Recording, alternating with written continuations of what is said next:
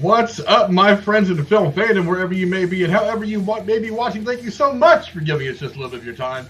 And if you're one of those people that suffers from calorophobia, which is a fear of clowns, I think I pronounced that right. I very much apologize for the show, but we can't have a whole month of horror without touching base on this movie, one of the greatest miniseries of all time, with one of the greatest casts of all time. And how can I not want to talk about this with these two individuals, starting with my hetero life mate, Jeremy. What's up, brother?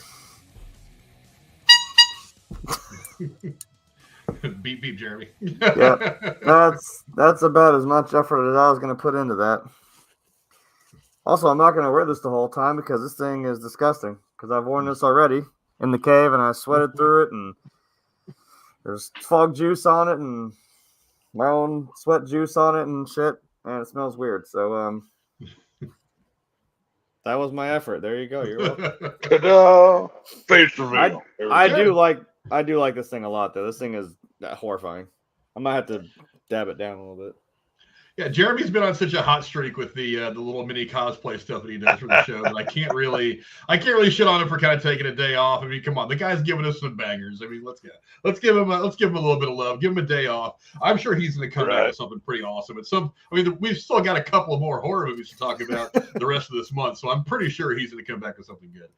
And then, of course, our good friend, the shape from the Lone Star State, my man Tex. What's up, brother?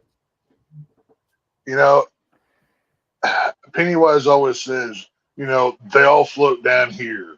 But he says that everywhere he goes. Where the fuck is here? Like, can you show me the actual location? I've never understood that. But the random thoughts that go through my mind. What's up, y'all? Hope everybody's doing well. Happy Tuesday, I guess. Yeah, whoa, Tuesday. Yeah, I mean, me and Tex have already had some spirited discussion as to exactly what the hell happened in Cleveland on Sunday. Don't forget, we'll be going into that tomorrow as we do our football stuff. But man, what I don't know. We'll have. I can't help but feel like if you hadn't worn that Niner flag around your neck, gloating like a sumbitch, that your team might have did better a couple days ago. That's entirely possible. I was telling, one of the things I was telling my son as he was getting there and he was talking all that crap to Browns fans, I was like, let's run a play first because you don't want to tempt fate. And maybe I tempted fate a little too much. You never know. But, we brag on our teams is what we do. Like I said, when I tell you last week, what Troy Aikman said, I heard him say on TV, in the NFL, you're always 1 week away from humility. So that was the Niners' taste of humility this year. So let's hope that's all we're going to be doing for the rest of the year. That's all the humility we're going to deal with. But we are here to talk about it, not the Andy Muschietti movies that came out a couple of years ago. We're actually talking about the miniseries, which was released in 1990. It was the ABC two-part psychological horror drama miniseries directed by Tommy Lee Wallace and adapted by Lawrence D. Cohen from Stephen King's 1986 novel of the same name. The story revolves around a predatory monster that can transform itself into its prey's worst fears to devour them, allowing it to exploit the phobias of its victims. It mostly takes the humanoid form of Pennywise, a darkly comedic clown. The protagonists are the Lucky Seven, or the Losers Club. They're actually called the Lucky Seven in this mini-series, but in the book and in the newer movies are referred to as the Losers Club. They're a group of outcast kids who discover Pennywise and vow to kill him by any means necessary. The series takes place over two different time periods. The first when the losers first confront Pennywise as children in the 1960s, and the second when they return as adults in 1990 to defeat him a second time after he resurfaces. Cast member includes a cornucopia of fantastic people from the time period. Tim Curry, of course, is Pennywise. Richard Thomas, John Ritter, Harry Anderson, Jonathan Brandis, and so many others. It was nominated for 2 Emmy Awards, 1 Eddie Award, 1 Youth in Film Award, and a Best Miniseries recognition from the People's Choice Awards. It won 2 of the nominations, an Emmy Award for Outstanding Musical Composition, and an Eddie Award for the miniseries editing. It was filmed over a period of 3 months in New Westminster, British Columbia in mid-1990 with a budget of about $12 million, which is double the usual television budget for a miniseries.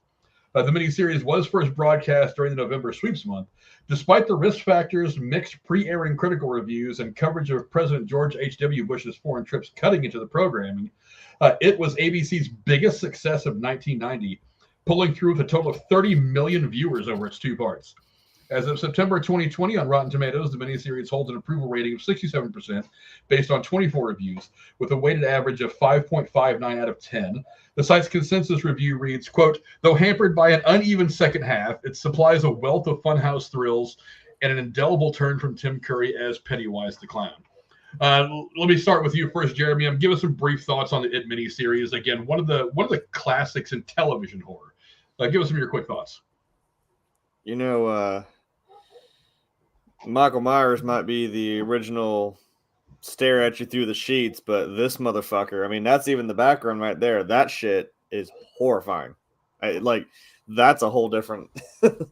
That's why I picked that. That's a really terrifying shot to film. Because, I mean, you can stare at that and it's like, that's kind of creepy. But I mean, it's the fact that happens so quick and the editing is jumpy. And then, the classic, it's the 90s. So you got this little first person zoom in and that kid's dead. So, no, I don't have a fear of clowns. I mean, I would not want to run into one in the middle of the fucking yeehaws somewhere because somebody's getting shot. But this is a creepy, this is a creepy clown, man, and probably in big part thanks to Tim Curry, because I mean it's Tim Curry. I don't have to really explain that any further than that. It's the second half kind of had us in the first half. I ain't gonna lie, but honestly, the second half kind of fell on its face. But whatever, I don't know. It had to wrap up somehow. Yeah, Tex, how about you? You and Jeremy being the horror aficionados of the channel. This is one of the ones that is very highly regarded. While not necessarily scary, it's TV scary. What did you think of the miniseries overall? I've never been the biggest It fan. Like, it was never. I mean, I respect it for what it is, for the for the cultural significance of what it brought to the scary world. But I thought the miniseries was done well. I mean, you have to kind of realign your expectations, because this is a TV scale of what can be shown. So you're not going to see violence, you're not going to see gore, you're not going to see anything, especially in 1990. So you have to really, like I said, realign your expectations of what you're going to get out of this, TV miniseries. But all that being said, it has its place in history as probably the best TV horror that we've ever got. And, that would include any television show or anything else. Besides Walking Dead. I think Walking Dead is better, but, that's a different argument. But that's fair. It's a classic for a reason. But I will say, if this movie didn't have Tim Curry, I don't think it would be the classic that it is today. I will say that. Mm-hmm. Well, we'll talk about some of the people that could have played Pennywise. I think it was an interesting list as I was reading it. But for me, I mean, I miss the days of the miniseries. There were so many good ones that were in the 80s and early 90s that were very, very watchable. And I don't know why the miniseries kind of fell out of fashion. I think they've been kind of replaced by what's now referred to as a limited series. It's kind of like a truncated full season of whatever. It's like WandaVision was considered a limited series. Not a miniseries, because it's more than like 3 or 4 episodes, but a limited series, just one season. I don't know why they fell out of vogue, because there were some good ones that were tremendously popular and huge money makers for the studios. But for me, I mean, it wasn't just Tim Curry. I mean, this entire cast kind of bangs it. It's just kind of bangers. They do a great job for the television. And we'll talk about some of the comparisons between the miniseries and the film later on. But for me, it is kind of a classic. I mean, like I said, the era of miniseries, this was kind of the tail end of it, but they had been doing miniseries for a long time, so they knew how to put it together. It was right about this time they had turned The Stand into a miniseries. I think The Stand came a little bit after this, maybe around the same time, maybe a little before this. I forget. But they had already turned. They had turned a few Stephen King books into miniseries. It was great performances all around, especially the young cast. The one thing that I think compares well between the miniseries and the films that we got from Andy Muschietti a couple years ago is the youth cast was phenomenal. I thought they were very, very good. It again kind of dumbed down a little bit for TV. Obviously, some things some elements that were in the book that were not in the miniseries or the movie for that matter. I mean, we talked about that plenty of times. The expression on Jeremy's face, he knows what I'm talking about. Yeah. But there's a reason, and it's because of the time period what was going on. There was a big thing they didn't fucking do. Well, actually, there's two things they didn't do. Yeah, one for good reason, and one because of the time period that we're in the 90s. So yeah, that one thing that's not mentioned. There is a line that refers to it. Oh, that's when I fell in love with all you guys. Like they refer to it, but they don't show there. You know, it is what it is. Sort of. But yeah, I mean, it really is a great watch. So I mean, I would suggest picking it up. I've actually got the DVD, so I didn't have to go to Tubi or anything to see this. But it's one of the DVDs that I won't anybody borrow. It's just one of those movies that I hold in very high regard. I've always gotten a great deal of pleasure in watching. Just from start to finish, it's pretty good quality for 1990, and I think it actually holds up pretty well. The filming style holds up well. The visuals hold up pretty well. I think you're getting similar stuff from TV these days. But yeah, overall, it's a really good movie. But let's start first with the cast. I mean, we'll start with the young cast first. I mean, it's really, really hard to, when you're a kid, you know, I talked about this before, when you're a kid, to play something very, very serious. It's easy to go out there and be cute and say the cute one-liners, but to find yourselves in situations where your life is on the line and you're facing down this craziness, it's really hard to really act against that if you're a kid, because you don't really have the wisdom and the stage experience to do it. These kids actually did it very, very well. I'll go to you first, Tex. What did you think of the young cast of the 1960s version of these characters? I like how reflective they are of their adult counterparts. I know in the Muschietti films, they actually kind of like practiced with one another and worked off each other. I'm sure they did something similar for this film back in the day. But when you're watching this group, you can see the people they're going to become. Seth Green, I'd say he's probably the biggest star out of all these kid actors. I can't remember any of the rest of them doing any other thing that's off the top of my head. But Seth Green, like I said, he's probably the biggest star, but it was casted well. It was obviously, you know, Stranger Things before Stranger Things was a thing. You know, I said thing 3 times. I said it, so what the fuck? But you know, it was you know, playing on that 80s trope, kind of the Stand By Me's, you know, the whole thing. And the kids worked, you know, it was a TV, you know, miniseries. It wasn't, you know, a cast that you had for 10 years together. It, you know, between the Muschietti films and this limited miniseries, I think we can prove that it works better with younger children than it does adults. Because I've never met anybody that said, I don't like that kid part, but you know, those grown-ups section over there, that was the best part of it. So, you know, the kids are where they go with it, man. And I hope in this Welcome to Derry TV series we're going to get sometime in the future, hopefully there's more children than adults fighting Pennywise, but we'll see. Yeah, Jeremy, how about you? What did you think about the young cast that we got from the first part of the miniseries? Yeah, they do play it pretty well. There's, like Tex said, there's like a Stand By Me and even kind of like a Goonies-esque type feel to this group of kids. And yeah, they do play it pretty well. And like you said, you can definitely, like, when you see them as adults, it's like, yeah, but you can definitely tell which one. They don't, you know, you don't have to like sit here and figure out, okay, but who's who, obviously. Right.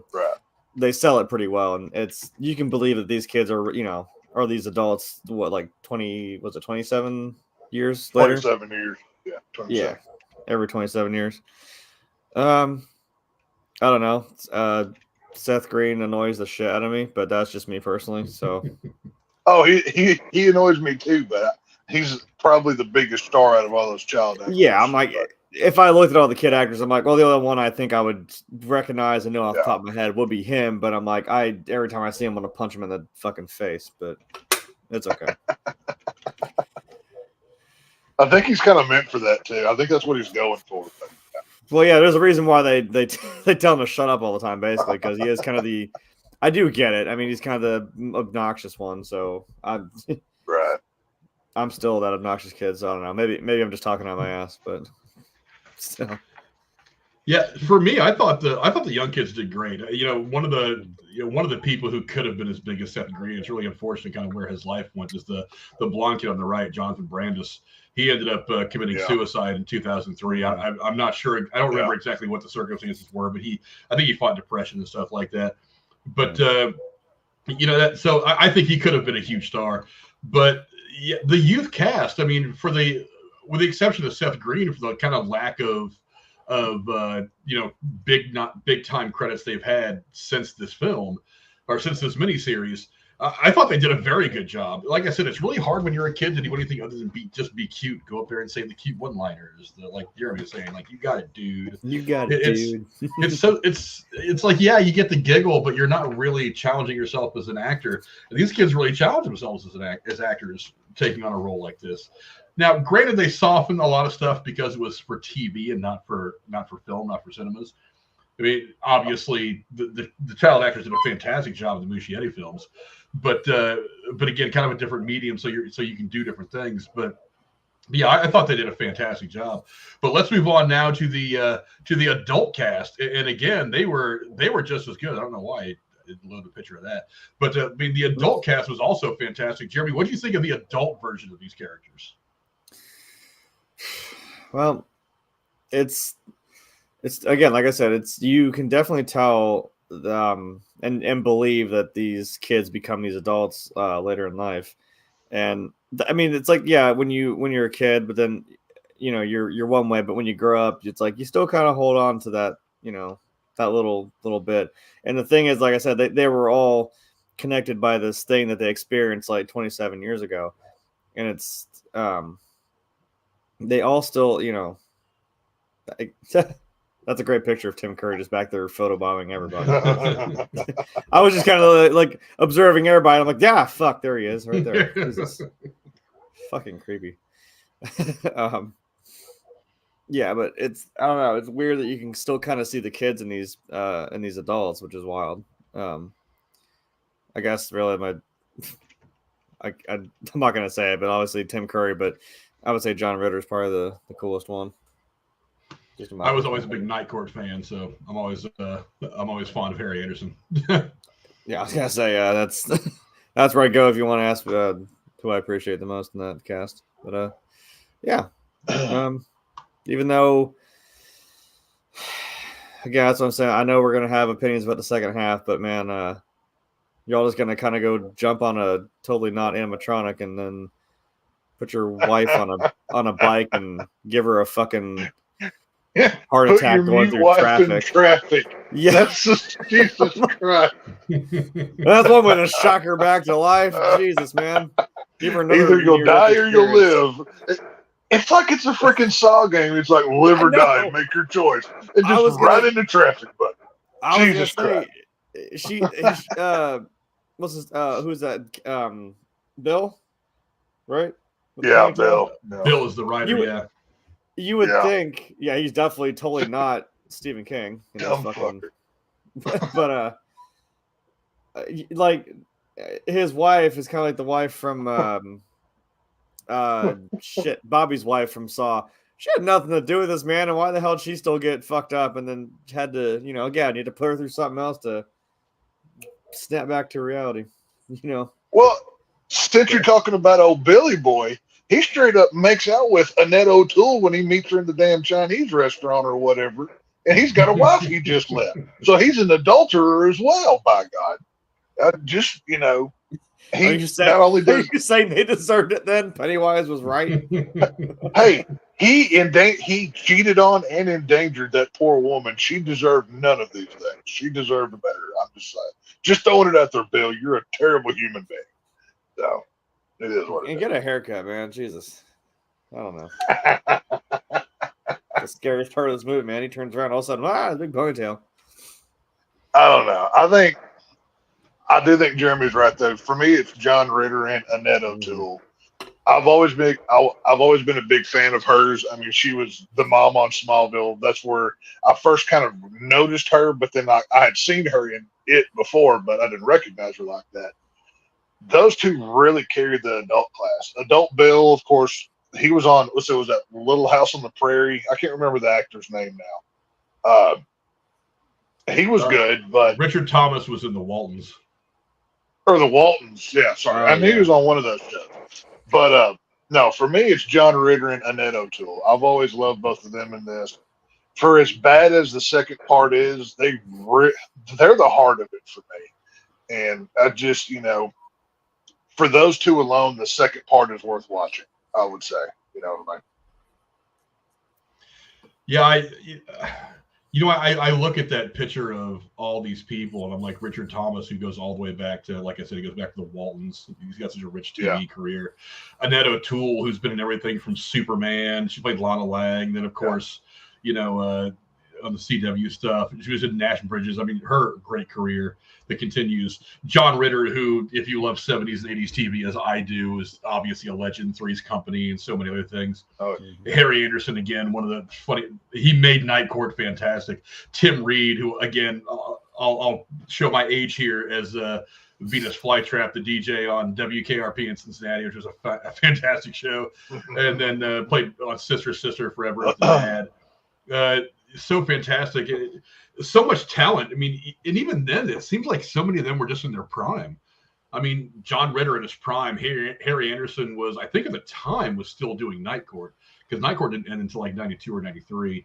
Was still doing Night Court. Tim Reed has always been in something. John Ritter, already kind of a TV legend at that point, and Ed O'Toole, Richard Thomas, kind of the same thing.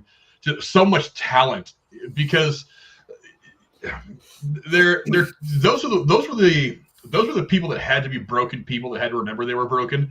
That was one of the interesting things about, like, as they all start to come together for the coming back to Derry to deal with the monster, is like they had obviously gotten so far away, except for the Mike character, the librarian. They had obviously all gotten so far away that that it just kind of faded out of their memories, which I think was kind of part of how this creature was probably allowed to, keep his cycle of every 27 years, whatever they said in the miniseries. They just keep coming back, is that people just kind of slowly forgot about him. And these were the ones that were just like, no, we're gonna be different. We're gonna come back here if this thing shows its face again, and we're gonna fucking work it over. And I just thought that their performances were really good. Now, the adult stuff was not as good as the kid stuff, but I think the kid stuff was scarier. To be absolutely honest, I think the kids emoted fear a lot better. But I mean, the adult stuff, while great actors and a lot of great talent, the kid stuff was a little bit better. It had more of the iconic stuff, and like him actually like screwing with each of the kids in some way. Like, to be fair, you don't expect some clown to pop his big bald head out of a fucking shower drain and attack you with the shower heads. I'm like, what the shit is that? Oh my god, this nightmare feel like. Eat your heart out, Freddy Krueger, but man, that's insane. That's the shot right there when he kills Georgie. Like, Jesus. Oddly enough, I think my favorite moment from this entire thing is in the adult part when, is it Richie that Seth Green, it's the comedian, right? That was Richie. I can't remember all the names right now. Yeah. Whenever adult Richie, all those balloons start popping and blood just starts popping in everybody's face, how adult Richie reacts to that's probably my favorite moment in the entire thing. And it's so, I mean, he's kind of over the top, but he's an 80s stand-up comedian. They were all over the top. That's just how they worked. And I thought that part worked really well, especially to carry that second, half over. But I thought that was very well done. Yeah, but we'll move on now and talk a little bit about the story. I mean, for those of you who have actually read the book, there was obviously some big story differences between the book and the miniseries and eventually the movie. But I mean, just speaking specifically about this miniseries, Tex, what did you think of the basic overall story? It's a very Stephen King kind of thing. Was there anything that differentiates this from any of his other works to you? Well, I mean, obviously, I mean, if you know anything about the whole Stephen King world, it's all connected. What is that series called? The Dark Tower or something like that? Yeah, Where it's another one of his. technically it connects everything from Cujo to Pet Cemetery and Children of the Corn. Technically, it's all connected. But I mean, I think what made this stand out from the rest of his properties is the guy's face that's in the middle of us right now. If Tim Curry had not been behind that makeup, it would have just been generic clown. And you know, anybody can do scary clown chasing kids. It's been done 1,000 times. But Tim Curry, his facial mannerisms, like just from the two shots that you have back here, from that smiley clown in the gutter to that guy, you know, pulling his best Michael Myers impression, as Jeremy referred to earlier in the show. That's some range right there. You know, to be able to show, and I like how I like how you can see Tim Curry's face through the makeup. They didn't go so heavy with the pieces and the makeup job that he couldn't emote through it. So he could really show scary through the paint that's on his face. But I think that's why it stands out differently. I mean, now it's not my favorite Stephen King property. That would be Pet Cemetery, the original. But yeah, no, this is, you know, probably his most famous work, I would say. Probably the most profitable. I mean, I know that 2017 film series made a fuck ton of money. So, you know, probably the more than Pet Cemetery made. You know what I mean? Yeah, no doubt. Jeremy, what I don't know. What about you? What did you think of the overall story? Well, you know, it works. You got this entity that, you know, comes back and haunts this town every, I mean, if you say 27 years, it's about a generation or so. So it's like, yeah, like you said, it kind of fades in and out of everybody's consciousness. But like, I mean, even they say that too. Like the people in the town, it's like they seem like they know something's wrong, but they don't say anything. You know, it's like they have that, you know, they even had that fear just kind of freezing them up. Like, you know, that they all kind of know something about this, or maybe have had an experience with it. But it's just that weird, like no one kind of talks about it. Yeah. Or maybe it's like they're afraid to say something, or they don't think anyone else maybe believes them, or I don't know. Because like when now I'm starting to meld the two, because I saw the first part of the new one, I didn't see the second one, but I'm like, wasn't there's something happening to one of the kids, and she like looked over at I think this one, right? Which the girl looked over at the old man, and he kind of just like watched her and then kind of just ignored it and walked away. And she's like, yeah something's wrong with this town, man. Like he just watched this shit happen to me and just didn't care. I'm like, well, either he's a shitty person that you live in a shitty town, or there's some creepy entity that turns into a clown every like almost 30 years and terrorizes you. So, Right.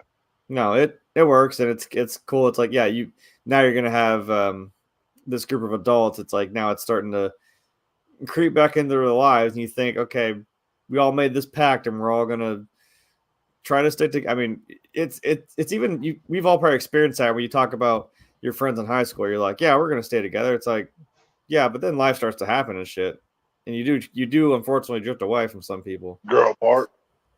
Yeah, I mean, we all don't have a scary clown to come bring us back together, but that's what I'm saying. That's the cool part, is like these same group of kids are finally going to put their foot down. Like, no, you know what? Screw this guy. We're going to punch him right in his stupid clown face. So, or his big spider body. This is battery yet. That, if we're going to talk, that was the dumbest fucking death I've ever seen. I know it's TV, but you don't just pick him up and then now he's dead. I'm like, what death? You don't see any death in this movie. That's why I think that's why I don't enjoy it as much as they take away all the good parts because it's on TV. Bunch of pussies. Wasn't like the, I mean, it wasn't the fucking, I think the thing that got me the most was that like the bomb drop. I think it wasn't right before. Oh fuck. It was like right before, I think like the middle part. And it goes to the second, right? When you see a dude in the tub or his wife walks in and there's the blood all over the fucking walls that says it. So I'm like, yeah, that's how one of the kids kills one of the guys kills himself. Was that Sam? Was that who that was? It was which one was it? It was, I think it started with an S. Stanley. Stanley. Yeah, sorry. I knew I was close. Yeah, was gonna no, say that's how part that one was ends. Is that's showing a his visceral suicide. fucking part. Yeah. Yeah.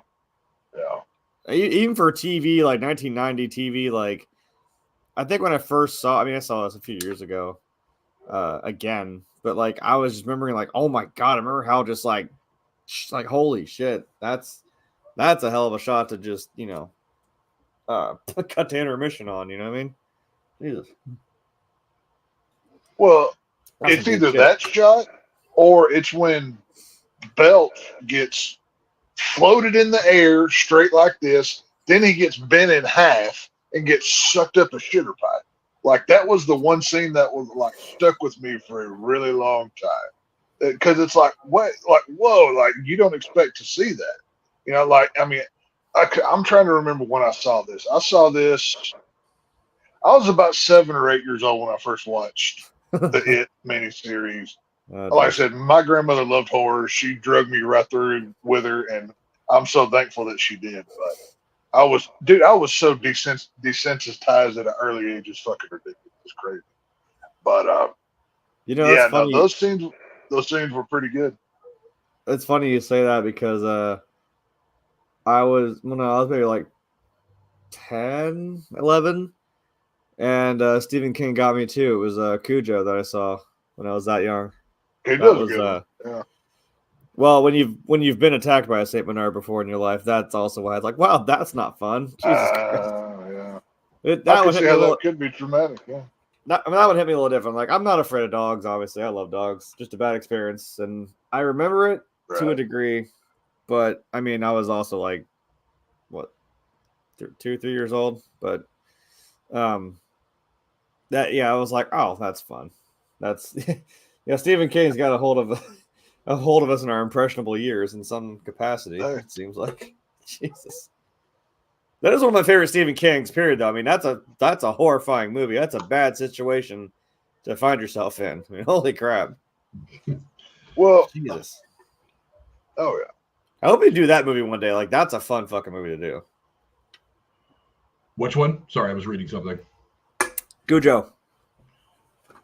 Yeah, we can do Cujo eventually. Maybe we'll do a Stephen King week or something like that. I was gonna say, let's do some Stephen King. Like, get some Shining, some Cujo, some Pet Cemetery. Hell yeah! If we're doing anything, I think Pet Cemetery and Cujo would be a couple of good ones to do.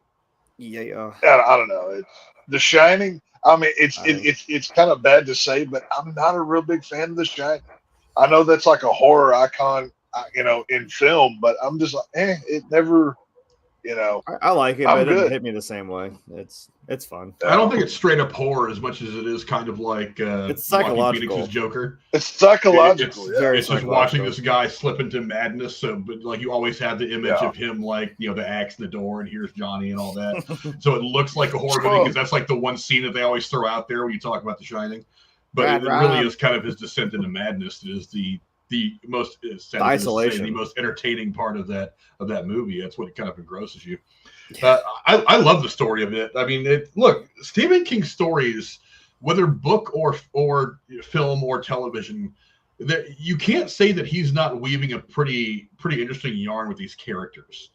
Like, he has some really, really interesting characters and all of his stuff. I had never read the book, The Langoliers. I can tell you the TV movie they made didn't really impress me. But I mean, because I thought it was a bit lazy. It's like maybe they were just like, Stephen King wrote this thing, so we're gonna make a movie out of it because it's Stephen King and his stuff has been pretty profitable from Christine and stuff all the way up till now. Oh, yeah, but what Halloween is. It's the whole movie. Yeah, it's it is. Yeah, and even looking at Stephen King's non-horror stuff. I had to. I'm sorry. No, you're right. Even looking at Stephen King's non-horror stuff and stuff like The Green Mile and Shawshank Redemption and things like that, some of the short stories that have turned into movies, he actually does different characters very, very well. He's a very intricate storyteller, and that's pretty evident in this. So I really like the story. Did they do it justice on TV? For the most part, I thought in the miniseries, like I said, there were some elements of the story that he put in the book that were very difficult to make work on the screen, which is one of the reasons why I think Andy Muschietti didn't try to do something different by incorporating them in his films. The whole turtle and stuff like that, that's a little too off the mark from what the rest of the story is. But overall, I thought the story was fantastic. But I mean, let's make the tough comparison right now. Is I'll go to you first, Jeremy. Which one do you think is your favorite between the two? Is it the miniseries or the film we got from Andy Muschietti? Because again, it's I look at Pennywise kind of the way I look at Joker. You've got these couple different iterations of the character, but they're both very, very good. They have different things about them. Which one is your particular favorite? Man, you're gonna make me choose. Like, you just got Schindler's List, buddy. That's what you just got. You got to pick one. See, the other problem is that one, like we said, was a miniseries on TV in 1990, and then now you're talking 2017, and it's a movie. So you can go a lot more balls to the wall with the Skarsgård one, right? Yeah. And I'm not gonna lie, like I said, but that shot we have back there. I mean, Tex was talking about range. I mean, even in that scene, he does do that. Like the little girl sees him, he goes like, "Hi," like real quick, like all smiling, happy, hi, and then it cuts right to that, like real quick. She sees the sheet again. He's like doing that face. It's like, oh Jesus Christ! Like, yeah, man, it makes you feel unsettled. And again, Tim Curry brings his A game. But I mean, I know it's different. Different time periods, but the one that did make me jump was the newer one. I think it's when he popped out of the fucking like projector screen. That actually made me jump. Actually, I wasn't ready for that. The motherfucker had like 17 rows of teeth and came out of the fucking thing. I was like, whoa, okay there, buddy, sit down. So I would say in terms of ones that actually kind of really got into like fear territory for me, I would have said the newer one, but I'm not gonna, I love Tim Curry, man. I don't know, sorry. Tex, how about you? It's a very political answer for you. I'm sorry. Well, it's okay to like them both. I mean, I like them both, and I'm kind of deciding. I mean, I kind of float back and forth between my favorite iteration of the story. Yeah, I kind of float back and forth. We all float around here back and forth between the two movies. But I don't know, Tex, what did you think? The Andy Muschietti films or this miniseries? Which one do you like more and why? If gun to my head, and you said pick one, I got to go Muschietti. And obviously, I think so often, especially in horror, we let nostalgia get in the way of judging things. Because not to. take like Michael Myers, for example. Even to this day, people will sit there and tout the 74 or the 78 version is the greatest and the only version that's ever been done. Kind of similar to this Tim Curry It. Tim Curry's great as It. But as you said, it's like the Joker. There's more than one version. Tim Curry was perfect for the 90s miniseries, the more comical, the more he kind of kept his psychotic underwhelms a little bit, whereas Bill Skarsgård got to just go balls out. If I had to pick one and erase the other from history, I got to go with the Muschietti films. Even part 2 was more redeeming than the part 2 of the miniseries. I thought the adult cast worked better in Muschietti's part 2. But I'm not somebody who's afraid to say the remake may actually be better than the original, because I think there's a lot of times that it's actually better. But everybody has rose-colored glasses for the original because that's the first one and everything else. I think it's better. Like, if you're going to sit down for an overall watch and you're not looking through nostalgia glasses, I think Muschietti's is the answer. I mean, that's what I'd go with.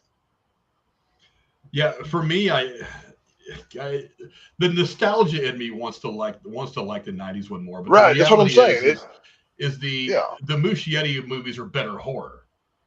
I mean, there's only so much you could have done on TV in the 90s that wouldn't have gotten you banished from the entertainment industry.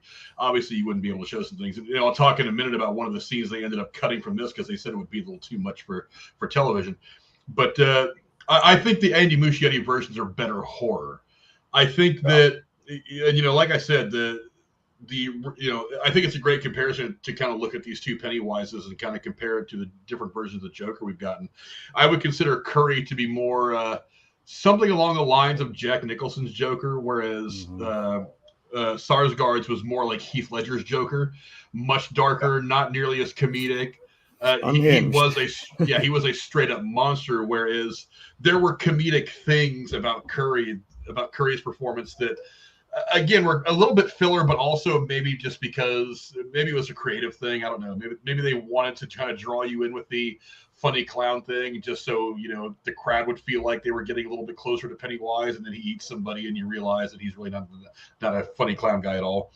But for me, I think the better version overall is definitely Andy Muschietti's couple of films that came out.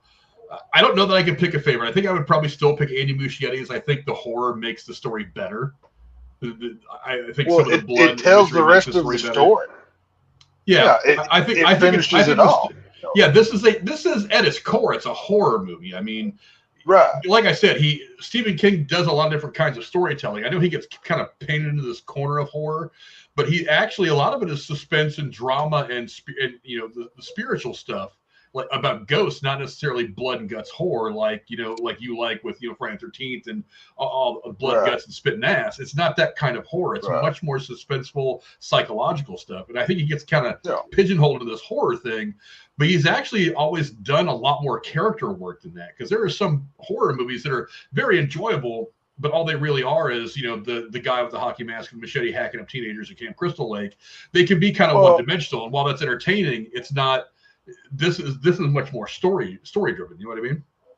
There's something that like I said, this is apples and oranges when you're comparing here. This was the 90 miniseries was originally wrote as an 11-hour miniseries, but they basically made them prune that down to 3. So that took away a lot of the horror aspects. Obviously, the kills had to go, because I mean they didn't. I don't know how much money they spent on this thing, but they didn't have the budget to do everything that was in the book. So many things were cut out, and they had to, slim down to what they did. And I'm not saying this is bad. It's not my personal favorite. Like I said, I think the only reason why the It miniseries is as held up as good as it is because this was so many people's first exposure to the scary side. It's like I said, it's this nostalgia, it's the rose-colored glasses effect that you're not objectively looking at it. This has a lot of boring parts in it because it's 90s television, so the standards are way different to what Muschietti had in 2017. So it's not a fair comparison. You know what I mean? Yeah, there is a little bit of downtime in this miniseries, which I thought could have been better filled with how many montages do we need? Jesus Christ, there's like 5 of them in it. Well, it's one thing to see kind of like, especially when the adults come into the picture, to kind of see them going back and retracing their steps and remembering either A, why they left Derry, or B, how the It monster affected them. Especially when, what's her name? She goes back to her house and runs into this crazy lady who's living in her house and has that whole thing and ends up like, it has been messing with her head the whole time that she was there. I thought that was pretty good because it played into the scarier aspects. I mean, if I walked into my childhood home and found, zombie lady from hell kicking it there, crazy cat lady with no eyes, I would be a little intimidated too. But at least she's wearing clothes in this one. True. Yeah. But wrong bathroom. Yeah. but there was some downtime that kind of bummed me out. I liked some of the comedy they filled in with. I mean, you had Harry Anderson and John Ritter, who were mostly comedic actors anyway, and even Mike Reed, who was mostly a comedic actor for most of his career. Then of course you get this scene where his talking head is in the fridge. That was kind of, I know that was supposed to be something that was meant to scare these guys, but it was I honestly, every time I watch it, I laugh. They missed the mark so bad that it ended up being funny more than scary. But there was some things about this that kind of, I don't want to say brought it down, but they weren't the creative decisions that I would have made. You know what I mean? Yeah. So well, that's why I think I like the movie better. As much as I like the miniseries, I think the movie is better because you could go more into the horror stuff on the big screen than you could on TV in 1990. You know what I mean?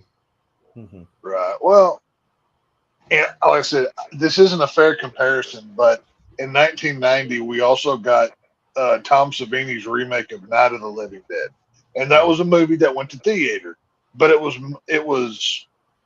still tame by today's standards. Very reminiscent of the original Night of the Living Dead, but they very much fit in the same world. Like if you go back and you look at how both of them are shot, how they look, they work. I like the style of this early '90s, late '80s horror, like Halloween 4. That was shot in the late '80s. I love the look of that film. I love the feel of it. It's like a warm going home party. But I love how Tommy Lee Wallace did this. Obviously, coming off of Halloween fame, there's so much good about it. It's just if we're comparing miniseries to movie, there's no. I mean, it's a knockout in the first round for the movie. That's just the way that it is. Yeah, let's talk about the final battle, though. I mean, Do we have to? Well, I mean, you kind of have to because it happened. I mean, It definitely happened. I mean, get your earrings out, people. Yes, say what you want about how it all looked and how it all went and how it fit in and whatever. But they'd all go to you first, Tex. I mean, the final battle, the adults go down there into the cave. They go up against it in its monster form and kind of the final battle. Yeah. What did you think about the way how that all played out? I have a feeling that all three of us are not going to say glowing things about this part of the video. Not good. There was a lot of glowing though. If you ever watch the Goosebumps TV series from the early '90s, they had better effects than this movie or than this TV. That movie shit was did. more terrifying than this. Yeah, even go Are You watch Afraid of the Dark is also a good one. That's what I'm saying, and Keeper. that's another TV show meant for children. And Right. the Haunted Mask is more terrifying than this thing is. Like, I've seen the behind the scenes. Like, this thing was so brittle they could barely move this thing. Like, knowing sometimes me knowing as much of the behind the scenes that I do, it drags down my enjoyment of things. This is one of those scenarios because I've seen what this thing looks like without all the cool graphics and the sheen of the camera over it. And it's like, wow, that looks like melted Play-Doh a 5-year-old put together. Like, this makes no sense whatsoever. And just, I don't know what the budget was for this or I don't know who the creature effects work. I guarantee you this wasn't a Jim Henson product because it would have looked a hell of a lot better than this fucking thing. But, it's not good. It's, I got to be fair with it. This thing sucks. Pretty much, yeah. Jeremy, what do you think of the final battle, as it were? As it were, yeah. I don't know, man. Like, well, look, I kind of like the idea. I mean, like, he's not always this. Well, that's the point. Whatever this thing is, it's like it seems to take this form of Pennywise, right? But it's like it takes whatever your fear is. I mean, it's a mummy, like, it's a werewolf. Yeah, it's a clown. Anything. It's anything. Yeah, so that's what I'm saying. I was like, it could be anything, but like obviously our big thing is having Pennywise the clown. It reminds me of what is that? A boggart from Harry Potter. It just takes the form of whatever you're most afraid of. And that inherently in itself, just fear itself. I mean, what's more scary than that? I don't know who, thought one of the adults was like, were they an entomologist? And then thought like, no, fuck that. Bugs are scary. And then, you had your Gozerian part. We're like, yep, all right, final form chosen. We're doing that. And then we're going to kind of lightly go up and shake him and touch him and stuff. And he's dead. I'm like, you could have had like a fist fight with the clown or some shit. Jesus, I would have been more. Yeah, then I don't know. Yeah, I get it. Maybe Yeah. you're trying to put it kind of makes more sense with like, you know, the adults trying to fight some big xenomorph looking reject thing, and that instead of them just like, you know, gang jumping this fucking clown and beating him I don't know, whatever they're gonna do. He could have still sprayed his I almost just said battery acid medicine, whatever, in his face. Well, it's like you're know. trying to do the Freddy Krueger thing. If you don't believe in it, or if you don't let the fear get you, it's like that's kind of its hold over you. I mean, that's what he does, right? The more scared you are, the tastier you it are, gives right? him power. That's what. Yeah. So if you take that away from him, sure. But I mean, he could just pick you up with his little hands and kind of, I guess, crush you, and you just die. Well, it's also kind of fitting. I don't know what the fuck the end of this thing was, but it happened. Okay. It's also kind of fitting that the end of this is kind of because Stephen King is known for not knowing really how to finish a story. I mean, he's a great writer. He can tell a great story. Yeah, but so many endings are just like blah. It's just a popcorn fart by the time you get to the end of it, and it's just like, oh, okay, well that happened, you know, whatever. It's just it's you know,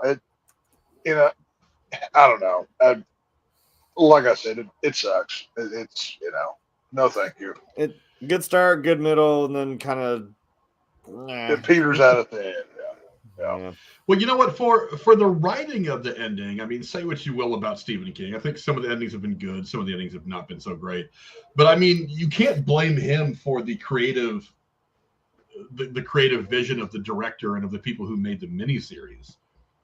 So I'm just using that as a comparative note. There's so many elements of the story of the book that they left out of this miniseries and eventually the Muschietti films that you could have taken a couple of, you know, creative licenses and kind of changed the ending around a little bit and made it something more like, you know, what Cora said. She says it looks like a grasshopper. It kind of does. I can't really knock that. I mean, there's the grasshopper right there. But yes, man. You know, for all that, he could have, you know, made some creative decisions and dealt with the ending of that movie a lot differently. Just for whatever reason, you know, Tommy Lee Wallace decided not to, and I don't know why you wouldn't, except for the fact that, you know, they probably didn't want to get too horror-like on TV. You know, I was just looking at a couple of old reviews. This is a 1990 review from the Hollywood Reporter about this miniseries. It says, a horror sci-fi miniseries these days is as rare as moon rocks and few as far between as known inhabited planets. So, I mean, they weren't particularly fond of it either. But one of the more contemporary reviews of this film says, TV's inherently timid. Its fear of going too far and driving away viewers is a direct contrast to the purpose of horror, which is to go so far that it scares the hell out of the people who watch it. Yeah, I mean that's the point. And even today, I think when you try to do horror on TV, they try to turn it down a little bit. They try to nerf it a bit, to use the video game reference, because thanks. You know, they don't want to piss off the FCC. They don't want to get any phone calls from concerned mothers. I don't know if you heard text that there was a 4th grade teacher that actually, I guess they thought it'd be a good idea to play Pooh, Blood, and Honey to their 4th graders and drew a lot of. Really? Why couldn't I have cool teachers that like show me like, hey, here's Friday the 13th Part 4. You know, let's go have a good time. I'm willing to bet they thought it was going to be like Winnie the Pooh goes into like the pumpkin patch to find a pumpkin. They probably didn't realize it was going to be what it was. I bet you they didn't. Oh my god! Either. But that is incredible. She should. That woman should. I'm assuming it's a woman. That teacher should win Teacher of the Year just for that. I nominate that person. By God, you're starting them off right. Yeah, but yeah, I mean, they're so afraid to piss people off that they just they're like, okay, let's pull it back and tell the story, but not give the visuals that accentuate the story. And that's why I say that I like Andy Muschietti's better, and I think it's the better one overall, even though I think this one's very good, and I do have a nostalgic kind of affection for it. But I mean, that one, when you go, that's how you tell a story like this. You got to show some blood, guts, and spit and ass. So that's one of the things that accentuates the story. So yeah, I want to see Georgie get his arm ripped off or bitten off or whatever the hell happened. I want to see him go after, that was it, the one little girl. I want to see him actually like snatch her out and see some blood spray on the sheets and things like that. I mean, you don't have to get too gross about it, but I mean, give me that visual. If you don't give me that visual, then you give me a lot of suspense and you give me the event, but you don't give me that extra piece of sensory information that I can process, which kind of makes it all fun. But here's the problem, though. The worst thing you can do in a horror film is an off-screen death. And I know this is a TV scale and TV standards. Well, it is a kid killing too, so it's kind of like, yeah, be careful with that. It doesn't matter. If you are dealing with a property that you can't fully do, then you don't need to do it. Don't half-ass anything. If you're trying to half-do something, you're going to fail. And I think that's what the biggest drawback for me with this original miniseries is they're running at half speed. It's like they've got a rev limiter on the motor of the race car, and they can't go but 50 miles an hour. You're cutting out why people would be tuning in for this. So even though it's on TV, I still have to hold it accountable. You're dealing with a property where people die. You can't just cut off the screen and show me the aftermath. Maybe once or twice in a film, but not every time. A lot of properties do it, and that's not how you do it. Show, not tell. That's the biggest thing. Yeah, I don't think any significant death should ever happen off camera.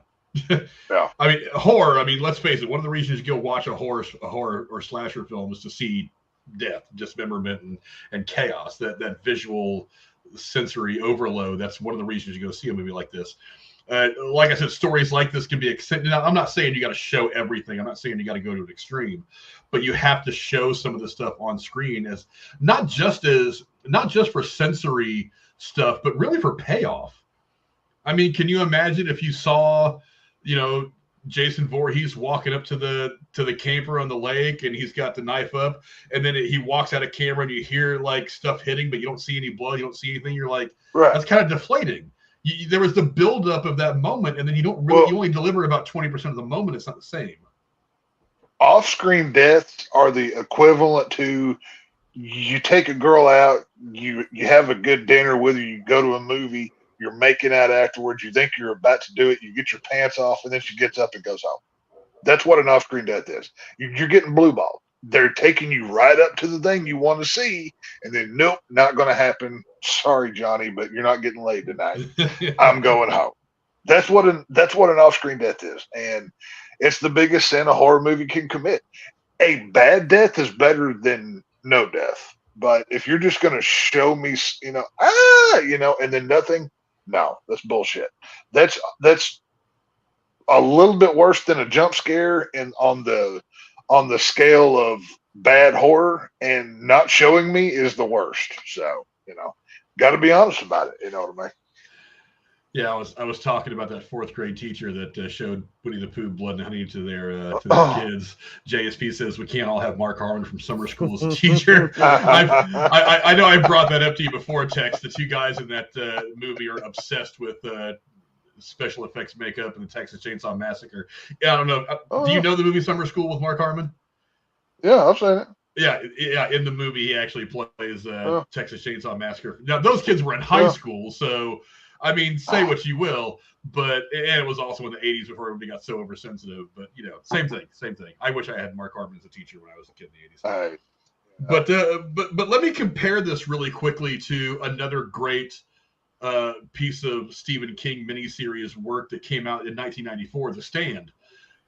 Very, very different kind of stories, very different things. But I mean, Tex, which one do you prefer between this miniseries, It from 1990, and The Stand from 1994?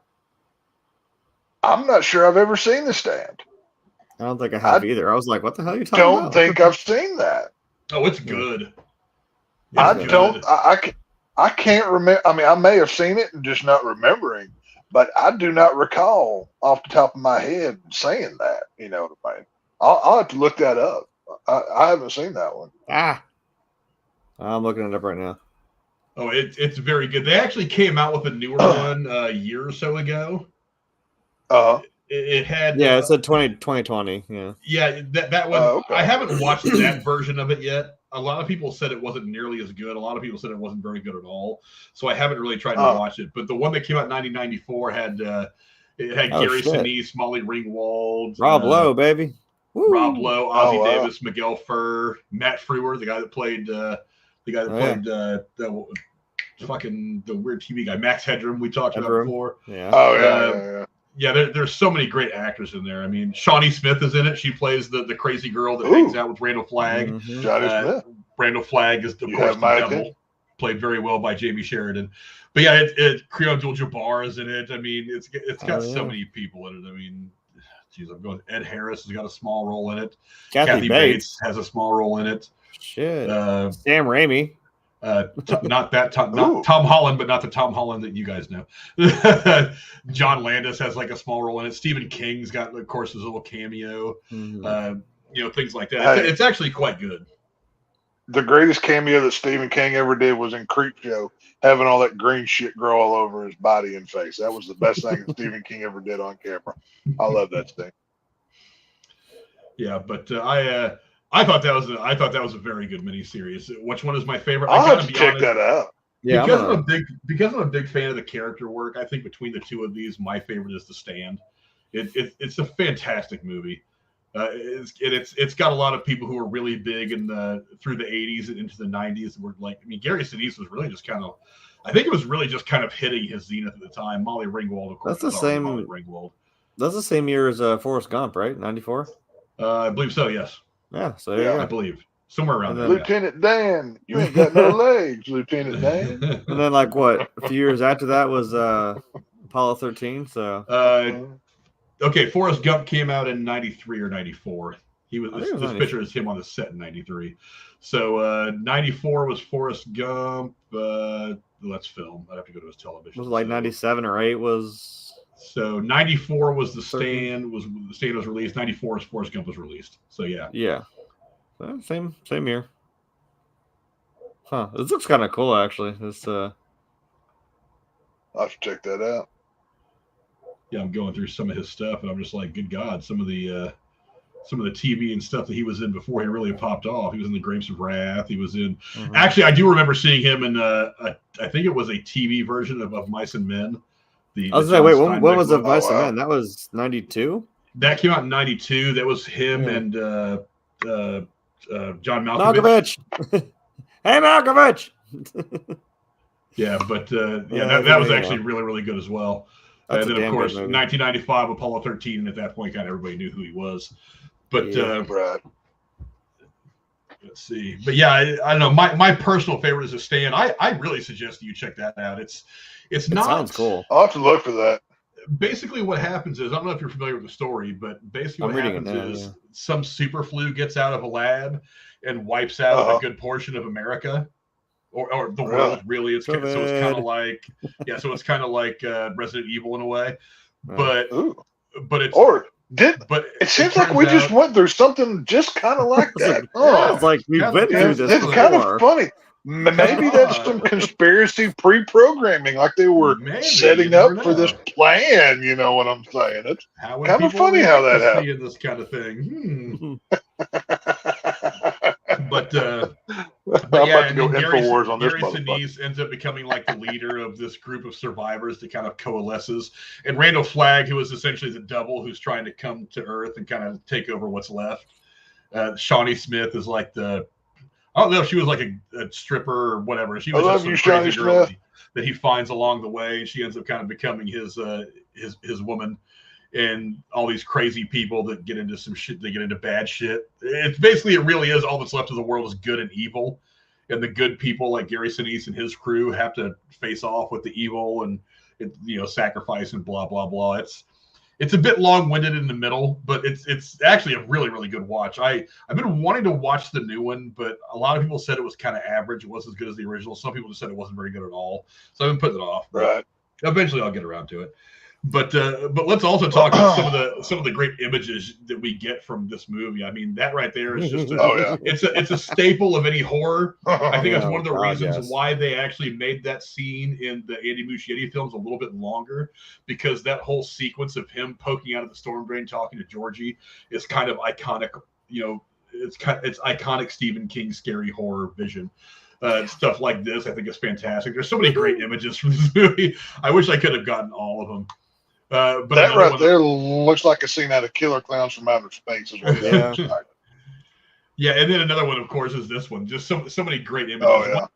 Whether they actually kind of went to an image like this 2 or 3 times in the Andy Muschietti version. So it's just some great images that came out of this miniseries. And don't forget, the talking head in the refrigerator. Who could ever forget Stan's head in the fridge? But let's get into a little bit of trivia now. Let's see.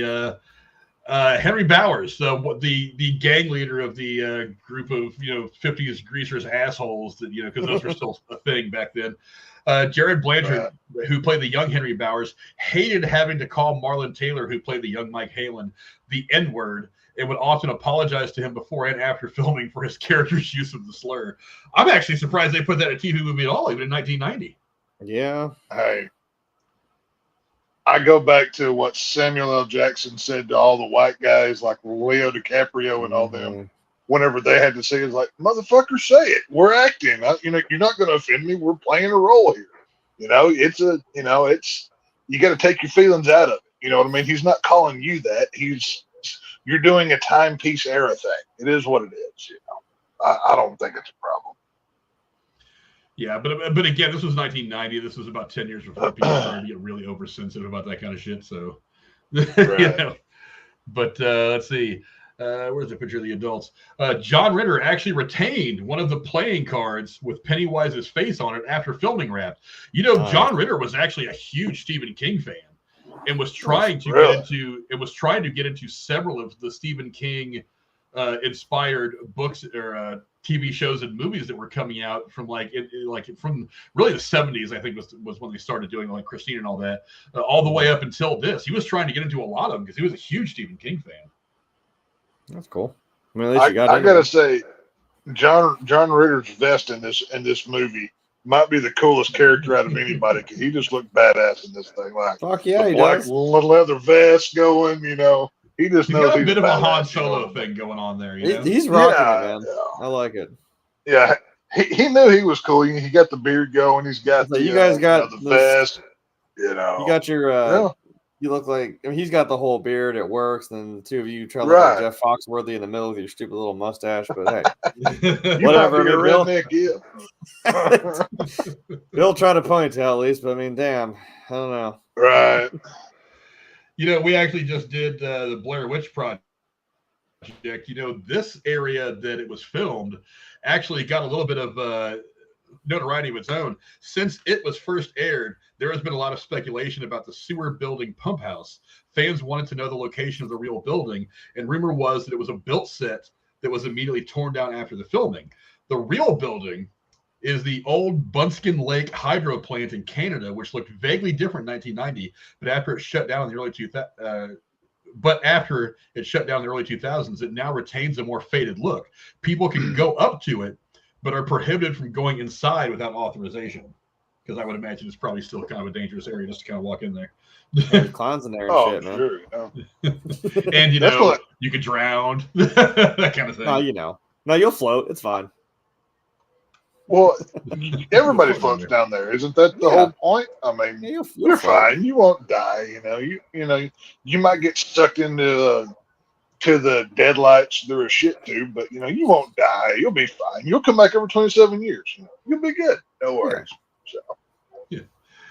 As much as Jeremy and I sing the praises of Tim Curry, Tim Curry actually has less than 20 minutes of screen time in this entire miniseries, and conversely, he is not in the last 15 minutes of the miniseries at all. Yeah. It's kind of like Anthony Hopkins as Hannibal Lecter in Silence of the Lambs. He's got 22 minutes of screen time. When you think about it, he's the most iconic thing, really. I mean, Buffalo Bill aside, but I mean, you kind of realize he's not really in the movie, so to speak. So Well, weird. True. This isn't the only one. I mean, what I'm saying though, both of them, how much is Michael Myers once he puts the mask on in the original film? He's not in it very much. Jaws, the shark. Jaws, you don't see the shark till the end of the movie. It's not how much. It's not how many minutes of screen time. It's how it's used. And for him to not be there in the ending whatsoever for the last 15 minutes, that's a problem. Like, you need something, show him transforming or do something. But, he's the star of this thing. He was on the freaking poster. I mean, he's not there at the end. It was they messed up on that. Well, remember, Tim Curry is not the focus. It is the focus. It just happens to take but clown. Yeah. That clown face that we're looking at is the money right there. Right? I agree. And I think that's one of the things that Muschietti did a little bit differently in his is like he actually shows the Pennywise the clown form a lot more in the end during that final fight of the film than you actually see than comparatively speaking than you see in the miniseries. So that's something that I think was a much smarter move because also because Pennywise the clown is kind of the star now. I mean, the It book has grown in notoriety. Obviously, this miniseries has been out for 30-something years. So, and he was given a lot of credibility by having Tim Curry play the role. So, obviously, you want to kind of feed off that a little bit for the viewers. But, some of the people that could have played Pennywise, Harvey Firestein. If you say Mark Hamill, I'm going to lose my mind. No, it was not Mark Hamill. At least I didn't read anything that said Mark Hamill. But Harvey Firestein, Malcolm McDowell, Roddy McDowell, and Alice Cooper were all considered for the role of Pennywise. Alice Cooper, holy shit! I want Malcolm McDowell. I love that dude. You kind of caught me with that. That'd be kind of cool. Yeah. Yeah, for me, Harvey Firestein would have been interesting, but I've always seen him as more of a comedic actor. And Tim Curry had done a lot of stuff, but I don't know that he would have pulled it off. Either one of the McDowells could have done it. I mean, I would have liked to have seen Malcolm McDowell because he's already got this kind of. He's kind of like Jack Nicholson. He can play the good guy and the bad guy with equal presence, but he's such a great bad guy. I've seen him be the bad guy in a lot of things. Well, so he can have that soft look, but then just like switch one thing about his eyebrows, and put some white face paint on him, and he's the evil clown. Well, perfect example of Malcolm McDowell. Look at how he played Dr. Loomis in Rob Zombie's Halloween. From the end of Rob Zombie's Halloween 1, he's the caring Dr. Loomis that's looking after Laurie. And then by the second one, he's the jaded Dr. Phil guy that he refuses to go on set till he gets his tea, and it better be piping hot. And he's just, he's mad because they put the wrong picture of him on the cover of the book. Clockwork Orange, so many things that Malcolm McDowell has done. The dude's, he's a Gary Oldman level actor. I mean, he's just done so many things, and he's so good at it. I mean, he's a badass. Yeah, the name that I think is interesting to me of all those is Alice Cooper. Right. Sure. I mean, because Curry was great, but it's like, God, Alice Cooper, the guy who Feed My Frankenstein, Hey Stupid. I mean, that's kind of his thing anyway. I feel like it would have been a much darker version of Pennywise. Maybe they wouldn't have put more blood and guts and stuff in the finished product. But I think seeing him play an evil clown, that seems like it's kind of right up his alley. Which I can't remember. I feel stupid for not remembering. Which one of the Friday movies? I think it was Friday Part 6 that he did the music video for, the Man Behind the Mask. He did the whole music video and wrote the song. I think it was Part 6, so it was probably a couple years before this. So he was within the movie world, but I think he had a couple other movie roles as well. I think he was, what was that one where Gene Simmons plays the preacher? Ozzy Osbourne plays the preacher. I think he's in that one as well. He's done a few movies, but yeah, Alice Cooper could have been cool, but Tim Curry was he was perfect. I mean, like we talked about, the range of facial emotions, how he could go from 1 to 10 in a second, and it was just, believable, Also, there's something about Tim Curry's eyes. I always say I like people who act with their eyes. Mm-hmm. I think what he does with his eyes, especially like in that scene right there where he's like getting ready to attack that girl through the sheets. It's like, he's a clown. Yeah, he's got the sad face makeup on his mouth and all that, but it's his eyes for something like that are really, really good. So, if you compare that to this scene right here, look how his eyes soften up, and then all of a sudden he's just like, "Raw, I'm going to get you." So it's. I also love the way he acts with his eyes. But let's see. This miniseries came out in 1990. You know who was born in 1990?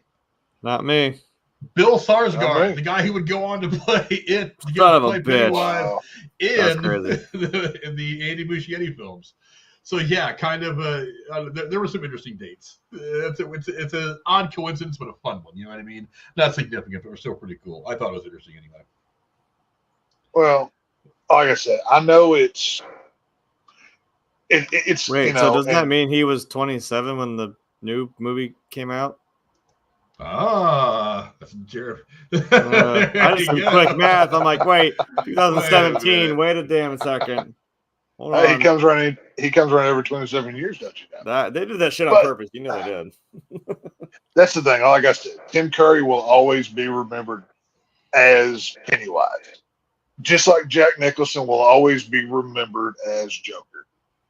But I firmly believe both Heath Ledger and Skarsgård are the better versions of those characters. I think if you're comparing them, apples to apples here, I think those versions beat the old.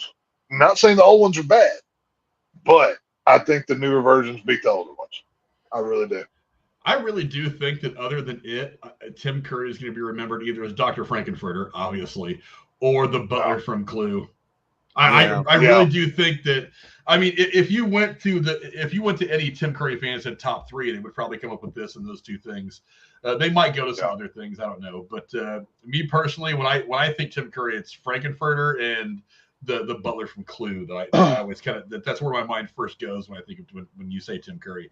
Now this obviously is up there, but But let's see. Coincidentally, both the actors that played Pennywise, Tim Curry and Bill Skarsgård, have green eyes. Although Skarsgård's natural eyes are never shown in the It movies Chapter 1 and 2, Curry's natural green eyes are seen in some scenes in the miniseries, most notably in the scene where he is luring Georgie to the sewer. Oh, wow. It's odd to have green eyes. Yeah, especially it's also very cool at the same time that they managed to find 2 actors that had naturally green eyes. Well, hang on, wait. Green eyes are rare? I thought that was common. Green eyes are statistically less rare than like brown, blue, and kind of some of the standard blue. colors. I think is Well, because like mine are blue and green. Because my dad has one blue and one green. It's real fucking weird. Like I've very rarely seen it. Like mine are technically both. It's weird. I didn't know green eyes were rare. I didn't know that was a thing. I don't even know what mine are. They're so damn weird. I'm not even gonna try and explain it. I don't know. Well, I have brown eyes. Well, mine. If you look in pictures in the right lighting, they're red as the devil's ass. So I don't know what that says about me, but it is what it is. Look at the Flash, damn it. I'm looking it up real quick because now I just got suddenly curious. But let's see. Learn why green eyes are so unique. Let's see. It has been estimated that only 2% of the world's population have true green eyes. To give you an idea just how special green eyes are, consider this factoid. Currently, it's estimated that around 7 billion people live on the planet. And this was back in 2022, I think, when this article came out, December of 2022. Let's see. Going by the math, it means only 140 million people have some shade of green as an eye color. There are only a handful of celebrities who have green eyes, and even smaller number who are male. So I guess it's predominant females. Wow. It is kind of weird. See. I didn't know that. I guess that makes me even more special. So, yay me. There we go. Yeah. It's all good. Origins and genes, new theory. Let's see. Prior to 2008, scientists thought eye color was determined by one dominant gene. It was postulated that an eye color hierarchy existed with brown being at the top of the ladder and blue resting at the bottom. Under the old way of thinking, this meant if your dad had brown eyes and your mom had blue eyes, you would likely be born with brown-colored eyes. A parental combination of 2 green eyes would translate to you having green eyes. Recessive genes were also thought to partially influence your eye color. New theory says, wow. Let's see, that as many as 16 genes may influence the way eye color is expressed in the iris. The unscientific translation means that a baby can be born with just about any eye color, regardless of what the parents have. It's important to know, however, that hereditary variables need to be factored into the equation. So basically, it's a crapshoot what color eyes you end up with, and if you're green, you just happen to hit one of the one of the lottery numbers. So, so yeah, there's your science lesson today from the harsh truth. Let's see. One more piece of trivia. Tim Curry, despite being widely known for his terrifying performance as Pennywise the Clown, ironically has suffered a debilitating case of coulrophobia, which is a fear of clowns, for most of his life. His contract explicitly stated that while on set, there were to be no reflective surfaces within sight of him while he was in makeup, and a makeup tech was very nearly fired for having a makeup mirror in his hand while Curry was having his makeup applied. I don't know how you want him to do his job then. Damn. I look, you suffer for your art. You know what I mean? I guess. Well, hold on. How did he do that scene there? Wasn't there like fucking water he was standing in? Yeah, but there's like shit all up in the water. There's like lily pads. I guess, but like that. So not really reflective. Hang on, wait a minute. Tim Curry has been to 10 billion horror cons, signed autographs, seen other people in his costume. How would he have dealt with that? More than likely, yeah. I would imagine that over the years, you can kind of conquer a phobia. I suppose if you're just like totally immersed. But I don't know. Either that or he just drinks a lot ahead of time. I mean, it could be either way. You know? He just gets liquored up where he doesn't feel anything.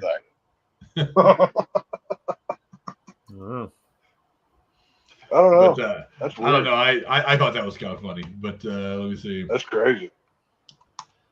See, there was one other piece of trivia I wanted to look at, and I think I may have scrolled past it because I was busy doing other shit. But let's see. I wonder if I can find it again. There was something about the. Was it in here? Okay, it was actually written over 4 years by King, with inspirations from the story 3 Billy Goats Gruff, which I've never read, and legends about Bangor, Maine's sewer system, because that's, of course, where King lives, up in Bangor, Maine. Despite garnering a polarized critical response for its huge number of pages and bizarre sexual sequences, it was the best-selling hardcover fiction book in the United States in 1986, according to Publishers Weekly, and a British Fantasy Award winner. I mean, yeah. They left out the turtle. I get it. They left it out because it probably wouldn't have fit in either this miniseries or the Muschietti films. Well, thank God they also left out the sex scene. Technically, the turtle is in the Muschietti, but when they go swimming at the watering hole, they're like, "Oh, a turtle!" You know, I felt a turtle under my feet or something. I forget what the exact line is, but they do Easter egg to it. But they don't like say, "Oh, there's a gigantic turtle in space" or whatever the hell it's supposed to be. But they do hint at it, so they do something with it. And they obviously left out the whole, like actual blood pack because this is the 90s and there is that little thing called AIDS going around that was pretty fucking rampant. So yeah, true. Like maybe leave that out. Right. So. But, one piece of trivia that I know I had read, but I don't know how I didn't put it on my list, is that there was actually a scene shot where Georgie's body was taken back to his house so that his mother could identify the body. But it was decided that it was going to be too graphic and too traumatizing for viewers. So the studio actually got him to leave it out of the finished product. I would like to see that scene. What about you, Tex? Yes, please. I want to see his dangling ass arm, where he's just barely alive saying, "Mommy, help me. I don't want to die." Like he's in The Exorcist Believer, and then he dies right there on the front porch in front of her, and then she screams out, and then give me the whole thing. I want it all. Yeah, I think that would have been much better. I don't know, Jeremy. What do you think? You think that scene would have changed the way you saw the rest of the miniseries at all? I don't know. Again, we know what happens. It would have been another pretty emotional hit if we had seen something like that. But I get it. They're probably just Well, like, let's not it go would have too added far. stakes to it, though, don't you think? Yeah, I mean, just like we talked about with the little girl in the sheets, I'm like, yeah, if we would have seen Right. whoever, neighbor mom trying to figure out like, oh, what happened to her kid, it kind of adds more weight to it. And again, I'm not opposed to stuff like that either. I mean, when I saw the new one, I was like, holy Jesus, we fucking went for it. He reached out, grabbed fucking Georgie, ripped his goddamn arm off, let him like bleed out in the middle of the fucking road in the rain and drug his ass back down. I'm like, holy shit. Okay. Now see, that's what I was expecting. So damn. You also have to think about it though. This was 1990. So people who were watching this just went through almost a decade. Well, technically over a decade of Michael Myers, Jason Voorhees, Freddy Krueger, all of the other knockoffs in the B movies where they've seen the most depraved stuff happen on film. So those eyes are going to be looking at this like, oh, you're not going to show me the death when I've seen, Jason Voorhees take a person in a sleeping bag and beat him to death and blood go everywhere. Like, it really lowers the stakes when, once again, when you don't show but you tell me, you're going to let me down, so it's going to be points off. Tex, there's a bit of a legacy thing going on here. Tommy Lee Wallace, the director, is actually a former protege of John Carpenter. Rather. The miniseries pays homage to Carpenter's movies like The Fog from 1980 and Halloween from 1978. Yeah, Tommy Lee Wallace. He worked on the first couple of the Halloweens. Was he the camera guy? I can't remember what he did on Halloween. I can't remember his job, but yeah, that's where he comes from. Yeah. Let's see. Also, when ABC and Lorimer, which is the production company, first announced this miniseries, it was supposed to be a 10-hour miniseries directed by George A. Romero. Romero did extensive pre-production work and closely collaborated with Lawrence D. Cohen to develop the script, but he had to bow out due to scheduling conflict with the remake of Night of the Living Dead from 1990. This mirrored Romeo's experience in another Stephen King property, Pet Sematary, in 1989, which he was also slated to direct. Yeah. Mm-hmm. Damn. I love Pet Sematary. Pet Sematary is my favorite Stephen King anything. I love that first movie, Fred Gwynn. But there's so many things. It's I love that film. That if we ever do a Stephen King week or whatever, I would highly suggest that we cover that film. I love that movie. Mm-hmm. Yeah, David Alan Grier was also considered for the role of Mike. David Alan Grier. I don't know that name. One of the guys from In Living Color he's mostly a comedic actor, but I think he would have done it. Yeah. Okay, I know who that is. Personally, I'm kind of glad we got what we got, but whatever. Also, Jim Carrey was considered for the role of Eddie, of adult Eddie. I've seen that. Now, the dad from Hyde's dad from that 70s show, that's the same guy that's in this, right? I didn't watch a lot of that 70s show. I don't know. Talking about, I'm pretty sure it's the same guy. No, you're talking about he was in some Airplane? No. The black guy from this movie, he plays Hyde's father in that 70s show. I didn't watch a lot of that 70s show. I'm not sure. I'm talking about his real dad. I thought the dude who was Yeah, no, Hyde is in one of the later seasons. It turns out that it turns out that Hyde is half black, and this guy plays his dad. He's got the same afro and everything going. I was thinking, okay. Who was that? God damn it! Who was he in that show? That I thought he was his actual dad or something. Hold the fuck on. It's gonna bug me now. Wasn't he also the dad? What was that TV show? Sister. Yeah, he played the dad. Sister. Yeah, that's. I knew I'd seen him from somewhere else before, but I couldn't place what it was. Yeah, so he's a kind of a legacy actor. I mean, he's staying pretty active. It seems like. I don't know what he's done lately, but he's had a big career. Yeah, 7 Degrees of Separation, or Just Being a Small World in Hollywood. Tim Curry actually appeared in The Hunt for Red October in 1990, which also featured Stellan Skarsgård, whose son Bill ended up playing Pennywise in the Andy Muschietti films. Well, Tim Curry also got the voice of Joker for Batman the Animated Series based off of this movie. He actually voiced Joker for the pilot, but they ended up going with Mark Hamill instead. You can go on YouTube and hear what Tim Curry's Joker sounds like. Way different, more scary. It's not nearly as comedic as Mark Hamill does it. It's actually pretty interesting to hear as well. Yeah. The ending of the novel included an appearance of the turtle, which was its natural enemy, and created the universe. When John Ritter asked about the turtle's appearance in the miniseries, the studio looked at him and said, "Are you crazy?" Like I said, I mean, even if you wanted to include it, it wouldn't have fit with what they did in either the movie or the miniseries. Also, it was just so odd.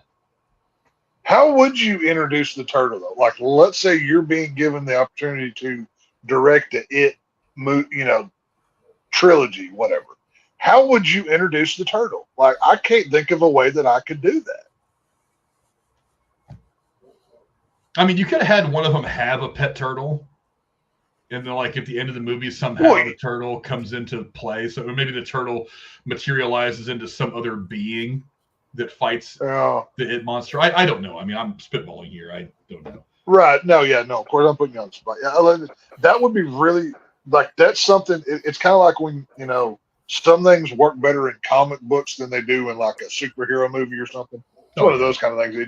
It doesn't translate well to the screen. It doesn't come off as serious when there's a grasshopper-looking spider fighting a freaking turtle. That would be odd. Yeah, that thing. Imagine that thing fighting a turtle and tell me you're not watching an episode of the Power Rangers. It's basically what you're looking at. Well, in 1990, the Power Rangers was a huge thing, so that probably would have worked out pretty well. Right. That's why I said Power Rangers. So it is what it is. And we talked a little bit about the whole teenage lovemaking session that happens in the book. In the novel by Stephen King, Beverly makes love to all of the Lucky Seven. But Tommy Lee Wallace omitted it for the miniseries because it was just something that, quote, didn't ring true to him. Oh, yeah. Well, if that kind of thing rang true to you, I'd say you need to talk to somebody. I was just going to say, has anybody ever talked to Stephen King about something like how does that even go through your mind? Like, you're writing children and you introduce that into it. I have to wonder about you a little bit. He wrote this book before his accident, right? Yeah, I'm pretty sure, because his accident happened sometime in the early 90s. Yeah. I'm pretty sure that accident happened sometime in the early 90s. So I remember seeing that in the news when I was in high school. Yeah. Let's see. Here it was. I don't know why I didn't copy this. A scene where Georgie's body is brought to his house to be identified by his mother was cut before the miniseries aired, as the network deemed it too graphic and disturbing. That's where I saw it. So that footage had still, unless it was destroyed, somebody still has that footage somewhere then. I would imagine it's still out there somewhere. I don't know if there's a special, like, steelbook or director's cut or whatever that it might have been worked into one of the special features. I think it would be. I could watch the scene kind of as a cut scene and be like, okay, I get it, but I would want to watch it in the movie. One of the things I kind of miss about DVDs, and not all of them did this, but there were some DVDs where there was a special feature where you could actually implant the deleted scenes into the movie where it was supposed to be. So as the movie played through, it would actually do that. I know that one of the cool things, I have 13 Days, the Cuban Missile Crisis movie with Kevin Costner. I had that on something called Infinifilm, which was a DVD that had that capability. And I always like to watch it with that in there because it will cut to that deleted scene. And I just like it because I'm a history buff and I kind of like where all that stuff fits in. But, I mean, narratively speaking, for the movie, for the pacing, I kind of get why some of the stuff was cut. But for the most part, I wish that they would have something like that. You know what I mean? I don't think I've ever owned a copy of it either the original or the 2017 Muschietti film. I don't think I've ever owned it. I wouldn't know if it's on there or not. I can't remember ever buying it. I actually have it on Amazon. Like I said, that was about the time that I had started to get away from buying physical media, even though there's some stuff I still want to have. There's some 80s stuff that I still kind of look for if I can get it. But for the most part, I've just kind of gotten out of buying DVDs anymore. Because like I said, I mean, they got to the point where they even stopped even putting the cool features on there.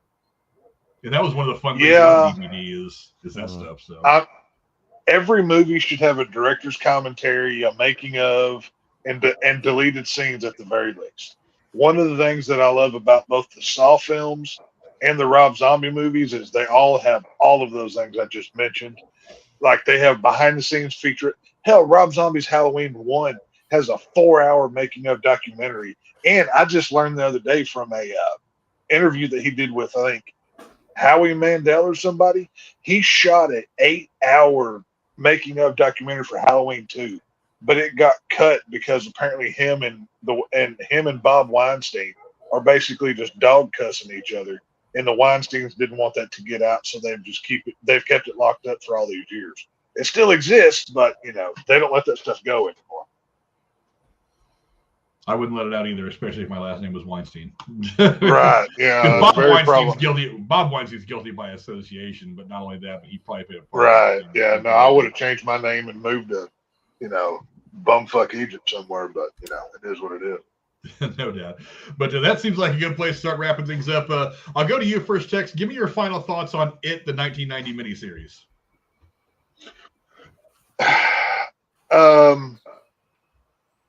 Historic moment in horror. Obviously, the miniseries was many people's first exposure to something like this. Not my favorite. Like I said, I'm not a big It Pennywise fan. That being said, I have to recognize the greatness that is Tim Curry and what he brought to the role. He made a career off of this one movie. Even though I don't like it, I still have to recommend it to anybody who hasn't seen it because it's a moment in time. It's like Exorcist, Halloween, Texas Chainsaw. This is in there with that for the cultural significance of the genealogy of horror. And, it's a must see, but I think it's only memorable because of Tim Curry. If he wasn't here, I don't think it'd be as good. Jeremy, how about you? What are some of your final thoughts on the miniseries It from 1990? Piggybacking off of what Tex said, yeah, there's a reason why, Pennywise is considered one of the, horror icons. And again, got to give some credit to Tim Curry for making it the role it was.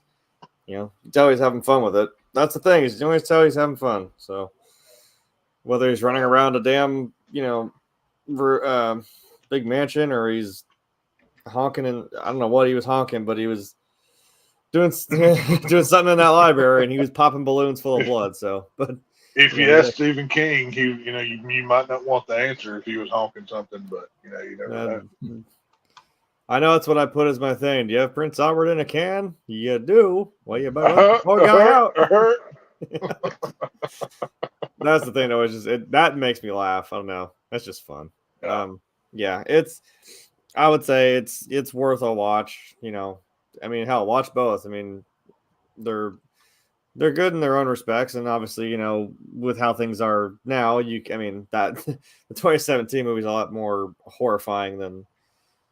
It's a better product overall. This is tame television stuff, but it is still it can still scare you though. It's definitely worth a watch. And like I said, the first part's really good with the kids. Second half's all right. The ending, if you sat through it that far, you'll kind of just be like, yeah, whatever. Just get it over with. Just get the grasshopper into the ground. I don't care. So just bring your battery acid. Yeah. And your earring.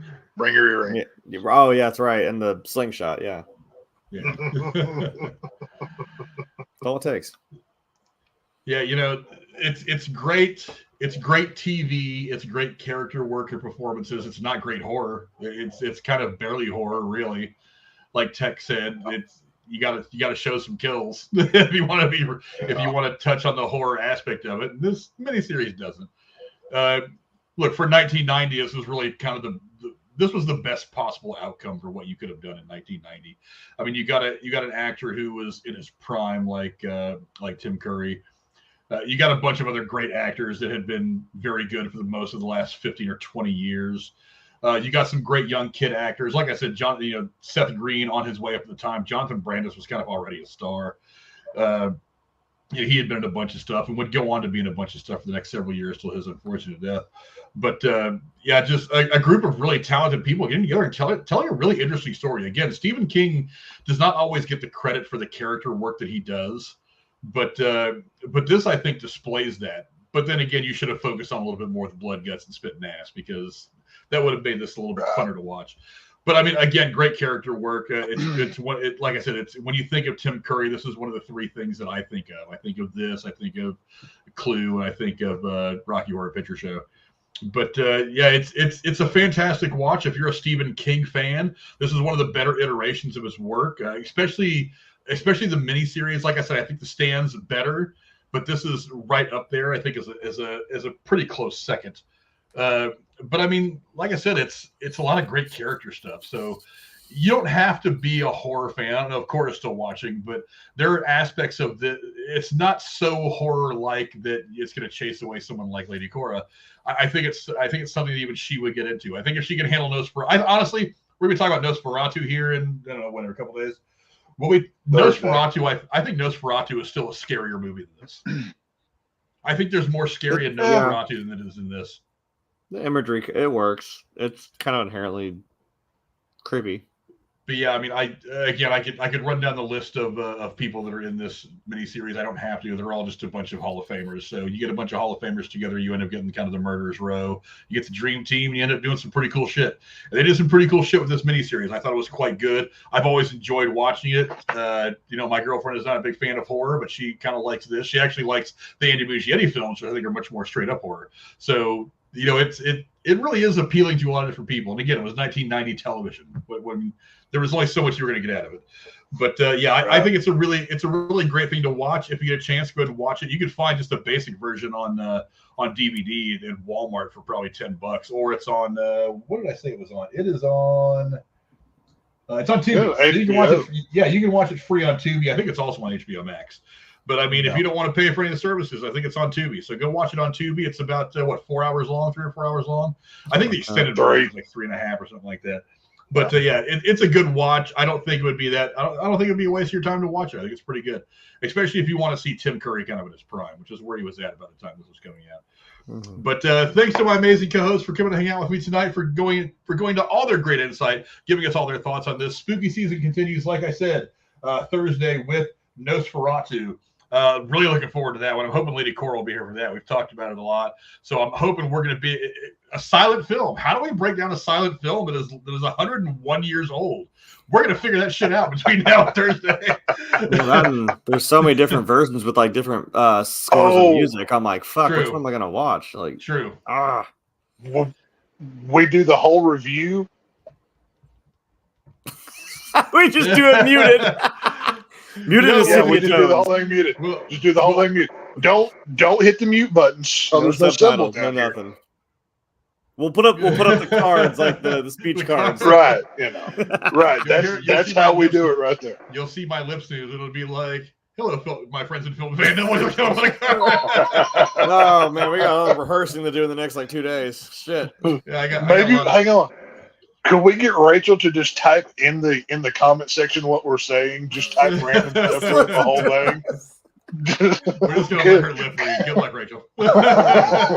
and just let her make it up. Whatever she puts out is cool. Just make it funny. You know what I mean? That would be great. That could be cool.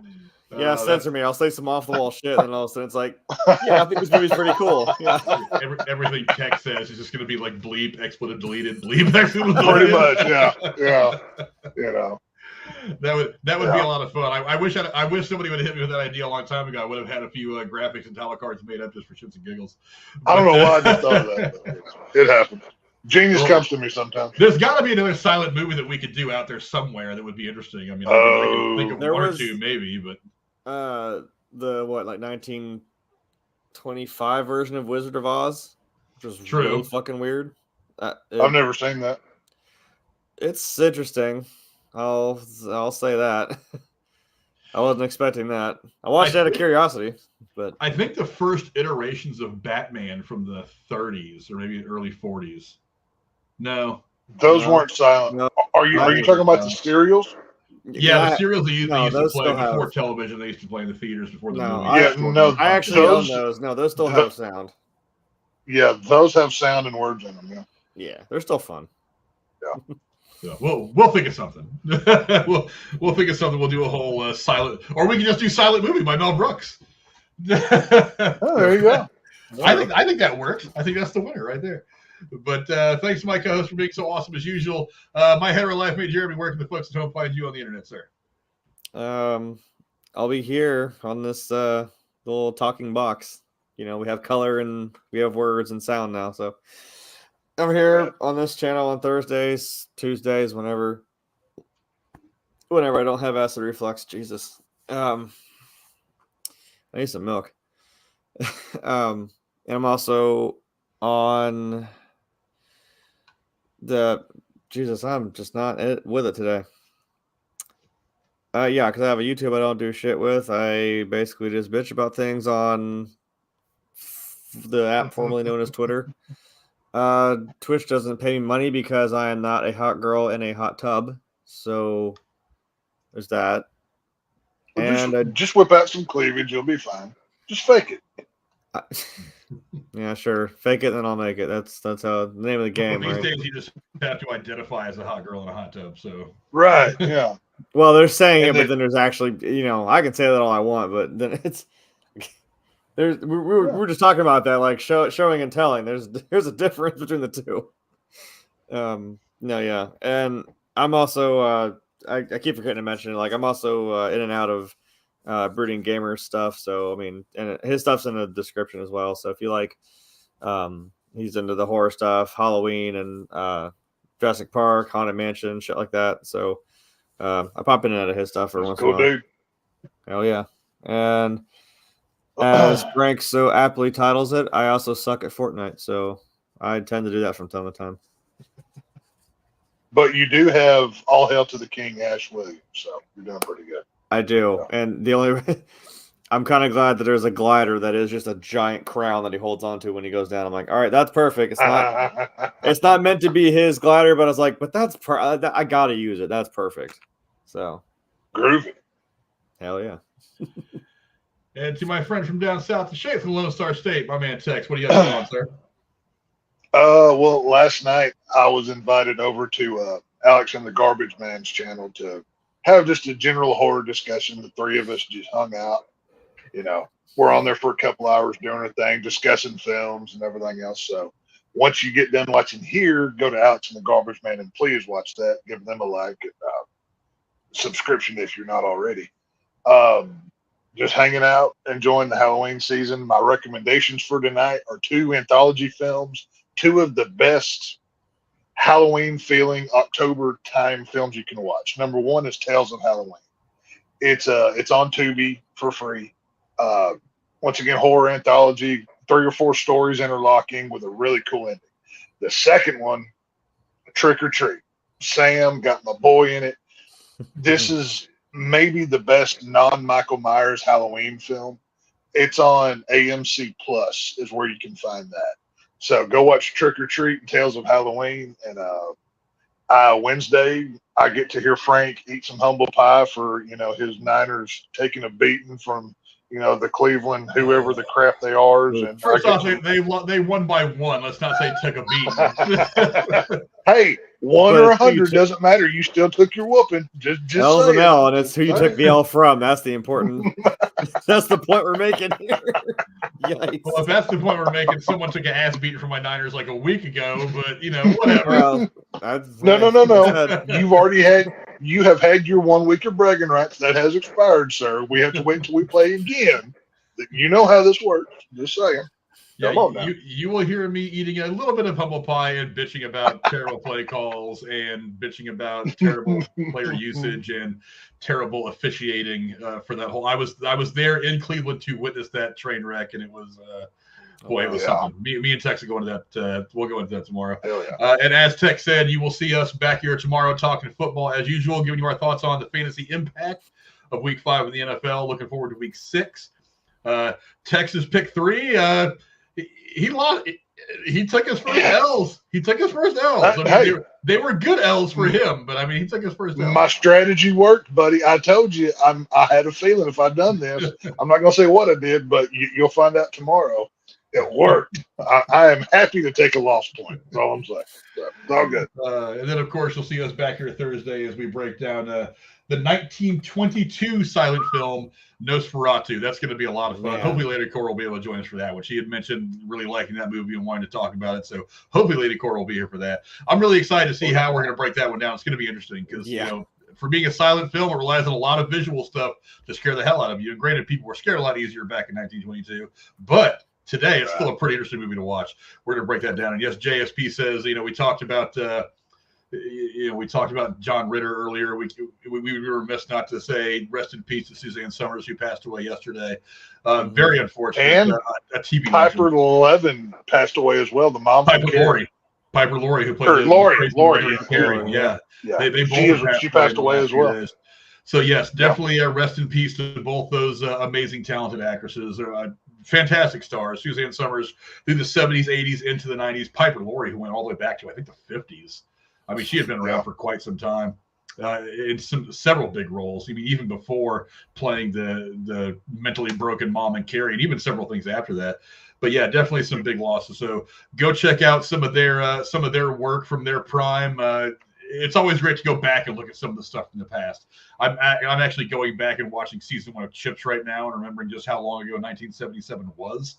But Star Wars, baby. Yeah, but yeah, we're gonna be back here tomorrow talking football, and Thursday talking about Nosferatu, and then of course next week getting into more scary stuff. We got about half a scary month ahead of us, so plenty of stuff to talk about for the spooky season. Thanks to my amazing co-host for being so wonderful as always. Thanks to all of you for watching. And don't forget, we're only like 4 away. We're 4 away from 500 or something like that. Yes. Get the word out. Once we get to 500 subs, charity stream for the Abandoned Pet Project. Get the word out. We're ever so close. We've had a few the last few days. We're 4 away now. So get us up there. Just go create 4 fake accounts. Just create 4 fake accounts and subscribe to us. You don't even have to activate the channel. Just subscribe to us. That's all we need, people. I don't care if you're already subscribed. 4 more is all we need. We're not asking for a lot. Spread the word. We want more people to come here so that we can keep doing this. We can get bigger. We can do some stuff. I would love to be able to do YouTube full time. I'm not gonna lie to you guys, it'll never happen, but I'd love to be able to do it full time. I need you guys to help spread the word. We will see you guys later on. Until then, adios. There you go. Yeah, so I mean, can you imagine being that little girl?